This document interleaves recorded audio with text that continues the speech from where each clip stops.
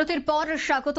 গতকাল রাতে ভয়াবহ দুর্ঘটনা সার্কিট হাউস সংলগ্ন এলাকায় ঘটে। এই দুর্ঘটনা, একটি গাড়ি সম্পূর্ণ উল্টে যায়। গাড়িতে স্বামী স্ত্রী এবং একটি শিশু ছিল এবং তারা তিনজন অল্প বিস্তর আহত হয়েছে। যে ছবি আপনারা দেখতে পাচ্ছেন, একেবারে সার্কিট হাউসের সামনেই সেই গাড়িটি উল্টে যায়। সঙ্গে সঙ্গেই প্রত্যক্ষদর্শীরা সেখানে ছুটে আসে এনসিসি থানার পুলিশ এবং তাদেরকে উদ্ধার করে জিবি হাসপাতালে নিয়ে যায়। যে ছবি আপনারা দেখতে পাচ্ছেন একেবারে সার্কিট হাউসের সামনে, এবং ঠিক এই জায়গাতেই গোটা পরিবার নিয়ে সেই গাড়িটি যাচ্ছিল।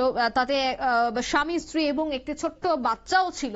তারা তিনজনই অল্প বিস্তর আহত হয়েছে বলে এখনো পর্যন্ত জানা গেছে। তবে খুব বেশি আহত নয়, সামান্য আহত। তবে তাদেরকে জিবি হাসপাতালে সঙ্গে সঙ্গেই নিয়ে যাওয়ার ব্যবস্থা করা হয়। একেবারে চাঞ্চল্য ছড়িয়ে পড়ে গতকাল ঠিক রাতেই এই ঘটনা ঘটে এবং এলাকা জুড়ে কিন্তু মুহূর্তের মধ্যেই চাঞ্চল্য ছড়িয়ে পড়ে।